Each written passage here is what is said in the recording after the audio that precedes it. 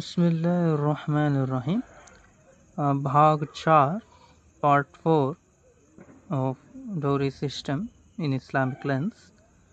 इसमें आज समझेंगे हम इंडियन लीगल फ्रेमवर्क ऑन डोरी। दहेज पर भारत का जो कानून है वो क्या कहता है। तो अंडर इंडियन लॉ डोरी इज स्ट्रिक्टली प्रोहिबिटेड। भारत के कानून के अनुसार दहेज एक प्रतिबंधित प्रथा है। आप इसको प्रैक्टिस नहीं सकते हमारे इस देश में, भारत में। के कुछ कानून हम समझेंगे। पहला है डोरी प्रोहिबिशन एक्ट 1961। 1961 का दहेज निषेध अधिनियम, एक एक्ट बनाया गया था डोरी के खिलाफ विरुद्ध।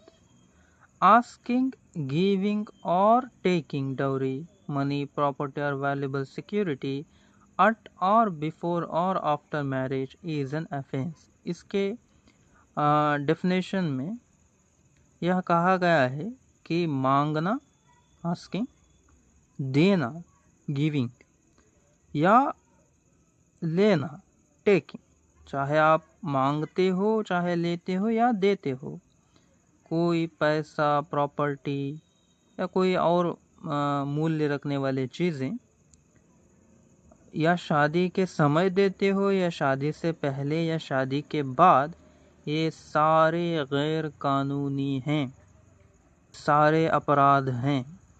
ठीक है। It also includes provisions for dowry to be for the wife's benefit and states that agreements for dowry are void. यह भी कहता है कि दहेज के लिए किए गए किसी भी समझौते को वॉइड माना जाएगा।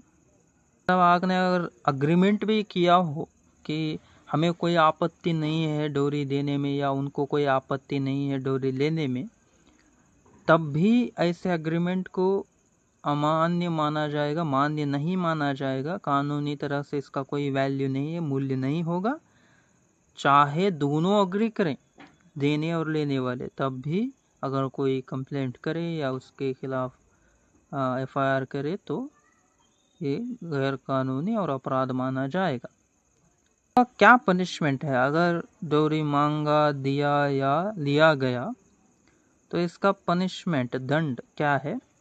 गिविंग, डिमांडिंग और टेकिंग डोरी results imprisonment minimum of 5 years to 10 years and fine at least ₹15,000 or dowry amount whichever is more। आपका दंड क्या है इस प्रोहिबिशन एक्ट के मुताबिक।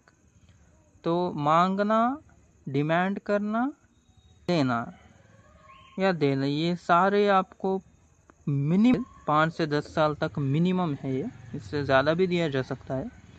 और एटलीस्ट फाइन आपको 15,000 देने पड़ेंगे। अगर डोरी या दहेज 15,000 से कम हो तो आपको फाइन 15,000। अगर दहेज ही ज़्यादा हो 15,000 से, आजकल में तो है ही, उतना जुर्माना आपको भरना पड़ेगा जितना भी दहेज का अमाउंट है, दहेज का मूल्य है। फिर आते हैं और एक कानून, भारतीय दंड संहिता में, Indian penal code IPC section 304B, धारा 304B कहती है डाउरी डेथ के बारे में। So it defines and punishes dowry death. So दहेज मृत्यु जिसे कहते हैं, दहेज से मरना, डाउरी डेथ, ये डिफाइन भी करता है वो क्या, दहेज मृत्यु क्या है और उसका पनिशमेंट भी क्या है, दंड क्या है। It states that a woman's death caused by unnatural circumstances, burns or bodily injuries within 7 years of her marriage is a dowry death. If soon before her death she was subjected to cruelty or harassment by her husband or his relatives in connection with a dowry demand, तो इसके कुछ conditions हैं। यह कहता है कि एक औरत का मृत्यु, मौत, caused by unnatural circumstances, naturally नहीं मौत हुई, कुछ हुआ है, डैमेज उसके जिस्म पर, उसके बॉडी पर, अस्वाभाविक मृत्यु हो या जलने पर हुए हो या कुछ चोटें हो बॉडी पर, ऐसी मृत्यु हो with in 7 years of her marriage, 7 साल के अंदर, 7 वर्ष के अंदर, उसकी शादी के 7 साल होने से पहले ऐसी मृत्यु हुई हो, इज ए डाउरी डेथ, वह दहेज मृत्यु होगी अगर ये भी पता चले कि उसके मौत से पहले, उसके मृत्यु से पहले she was subjected to cruelty, उसके ऊपर अत्याचार हुआ था या पति ने किया हो, हरासमेंट हुआ था, प्रताड़ित किया हो उसके पति द्वारा या उसके रिश्तेदारों द्वारा, पति के रिश्तेदारों द्वारा, is in connection with the dowry demand, इसके लिए उसके ऊपर अत्याचार किया गया, प्रताड़ित किया गया कि वह दहेज ना ला पाई या ना दे पाए, दहेज की डिमांड करते हुए, दहेज मांगने के लिए ऐसा किया हो, इन पर यह धारा लगेगी।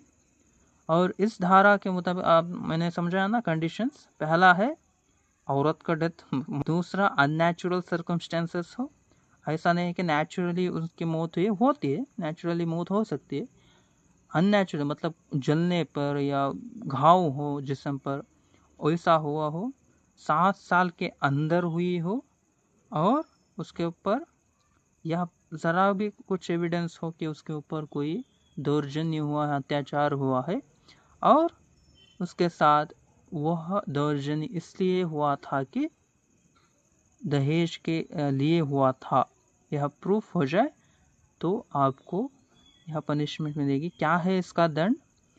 Imprisonment not less than 7 years can extend to life imprisonment, 7 साल से कम की सज़ा आपको नहीं होगी, और यह यहाँ तक जा सकता है कि पूरी ज़िंदगी भर आजीवन कारावास, पूरी ज़िंदगी के लिए आपको जेल में रखना पड़े लाइफ। और एक इंडियन पीनल कोड के अनुसार ही धारा 498 पर 8 क्या कहते हैं, 498A कहता है महिला पर क्रूरता, इसके ऊपर है cruelty by husband or relatives. It criminalises cruelty by husband or his relatives towards a woman, एक औरत पर, एक महिला पर उसके पति या उसके रिश्तेदारों द्वारा, पति के रिश्तेदारों द्वारा जो भी जुल्म होता है, अत्याचार होता है, उसको कानूनी अपराध बनाता है। Cruelty includes any conduct that is intended to cause a woman any physical or mental harm including harassment for dowry demands. ये कानून मोर जनरल है, मोर सभी आते हैं इसमें, सिर्फ दहेज के लिए ही नहीं। ये धारा पति या उसके रिश्तेदारों द्वारा कहेगी कोई भी क्रूरता, या वो शारीरिक हो, शरीर पर हो, उसके जिस्म पर हो, मानसिक हो, उसके दिमागी हालत पर हो, उसे बहुत ही गाली दी जा, बहुत ही टॉर्चर किया जा रहा हो, उसके साथ साथ दहेज की मांग को लेकर भी कोई धमकी या परेशानी की जा रही हो, ये भी वह इस सेक्शन में आता है। पनिशमेंट, इसका जो सज़ा है, दंड है, वो है इम्प्रिजन अप टू 3 years, 3 सालों की तक सज़ा मिल सकती है, और उसके साथ जुर्माना भी आपको भरना पड़ेगा। ये जो कानून है सेक्शन 498A, यह ज़रा कंट्रोवर्शियल है क्योंकि कई सारे फेक यूज़ कर देते हैं, इस कानून को इस्तेमाल करके कई सारे फेक केसेस बना देते हैं।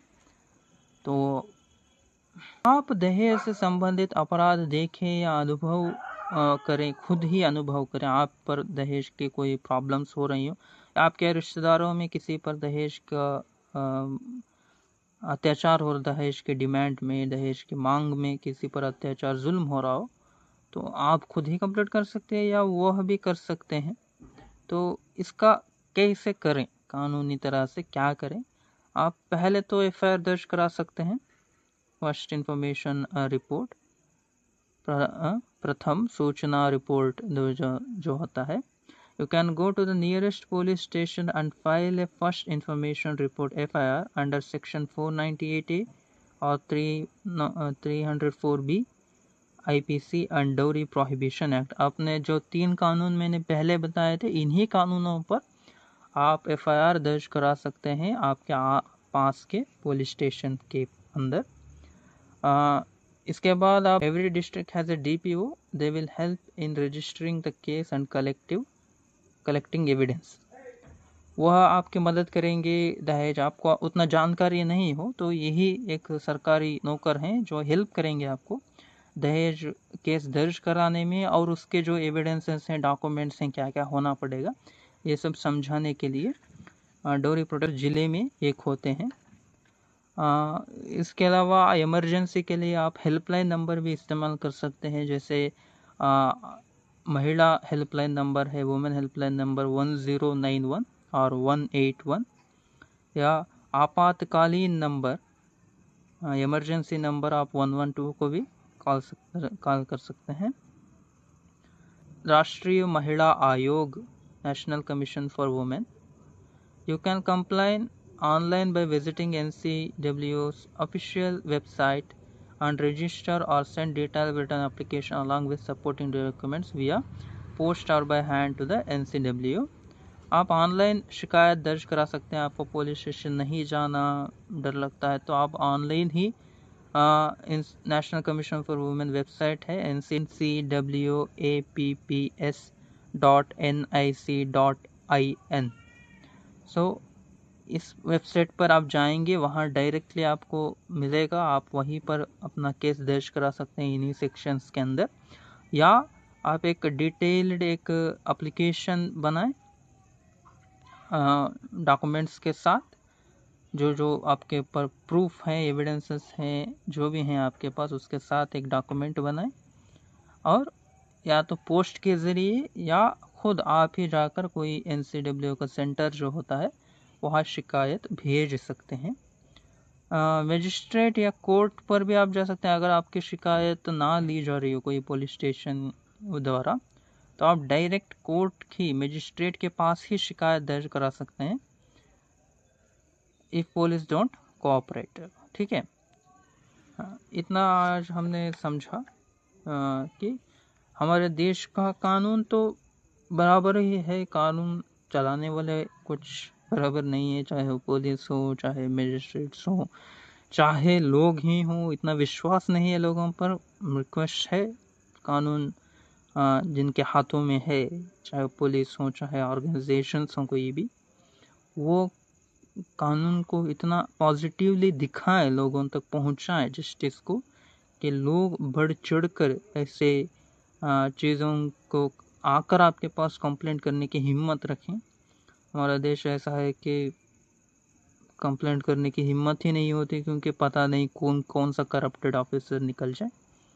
तो हाँ, कानूनी तरह से देखा जाए तो बहुत ही स्ट्रिक्ट कानून है, और भी स्ट्रिक्ट होना चाहिए, और भी ज़बरदस्त पनिशमेंट्स इनको मिलनी चाहिए। और ऐसे फेक जो डोरी पर होते हैं, जो पैसों के लिए फेक केसेस बनाए जाते हैं, उनको भी पनिशेबल होना चाहिए। इंशाल्लाह जो अल्लाह करेगा होगा।